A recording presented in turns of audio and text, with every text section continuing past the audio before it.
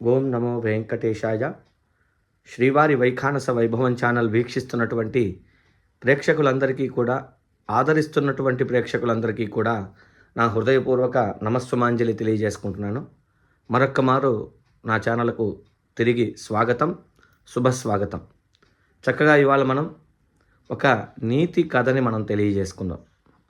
ఇదేంటి అంటే, మన నోటిలో ఉండేటువంటి పళ్ళు మరియు నాలిక మంచి మిత్రులు. ఎప్పుడు మన నోట్లో సంసారం చేస్తూ ఉంటాయి కలిసి. అవి సరదాగా ఒకరోజు మాట్లాడుకుంటే ఎలా ఉంటుందనే సందర్భాన్ని ఒక నీతి కథగా మనం తెలియజేసుకుందాం. రెండూ మాట్లాడుకుంటున్నాయట.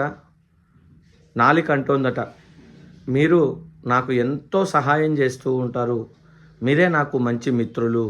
ఎందుకు అంటే, నేను ఎలాంటి రుచినైనా చూడగలను, కానీ ఏదన్నా గట్టి పదార్థాన్ని పెడితే మాత్రం నేను నమలలేను, చప్పరించలేను. దానికి మీరే నాకు సహాయం చేయిస్తారు. ఎంతటి గట్టిదైనా సరే మీరు నోట్లో పెడితే చక్కగా దాన్ని మిశ్రమంగా మార్చి నాలుక మీద నాకు పెడతారు. తర్వాత నేను దాన్ని రుచి చూస్తూ ఆస్వాదిస్తూ గొంతులోకి పంపిస్తాను. మీ వల్ల ఎంతో చక్కగా నేను రుచిని ఆస్వాదిస్తూ తింటూ ఉన్నాను. మీరు నాకు ఎంతో ఎంతో క్లిష్టమైనటువంటి పదార్థాన్ని కూడా మెత్తగా చేసి తయారు చేసి నాకు ఇస్తారు. మీరు చేసేటువంటి సహాయం చాలా గొప్పది. మీరు నాకు మంచి మిత్రులు. మీరు 32 మంది ఉన్నారు, నేను ఒక్కదాన్నే ఉన్నాను. 32 మంది కలిసి నాకు మీరు చక్కగా ఎంతో గొప్పగా సహాయం చేస్తున్నారు. అందుకే మనం మిత్రులం. నేను కూడా ఇవాళ మీకు చక్కగా సహాయాన్ని చేయాలనుకుంటున్నాను. కానీ మీరేమో 32 మంది ఉన్నారు, నేను ఒక్కదాన్నే ఉన్నాను. మీ 32 మంది నాకు సహాయం చేశారు. ఈ 32 మందికి నేను ఒక్కదాన్ని ఇప్పుడు సహాయం చేయాలనుకుంటున్నాను. ఏం సహాయం చేయాలి మీరు ఒక్కసారి నాకు చెప్తే నేను ఆ సహాయం చేసి మీ రుణాన్ని తీర్చుకుంటాను అని చెప్పి నాలుక చెప్పిందట.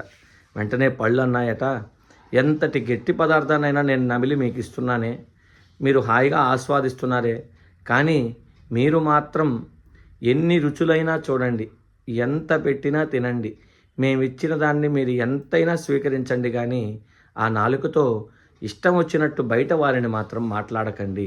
ఇష్టం వచ్చినట్టు మాట్లాడలేనటువంటి మాటలు మాత్రం మీరు మాట్లాడొద్దు అని అన్నారట.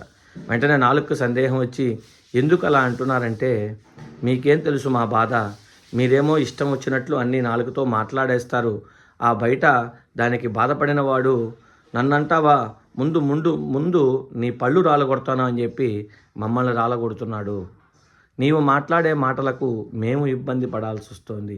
అందువల్ల నీవు ఎటువంటి మాటలు మాట్లాడకుండా ఉంటే మేము క్షేమంగా ఉంటాయి అని చెప్పి ఈ పళ్ళు అన్నాయట. విన్నారు కదండి, ఒకళ్ళు చేసే తప్పుకి మరొకళ్ళు బాధపడాల్సి వస్తూ ఉంటుంది.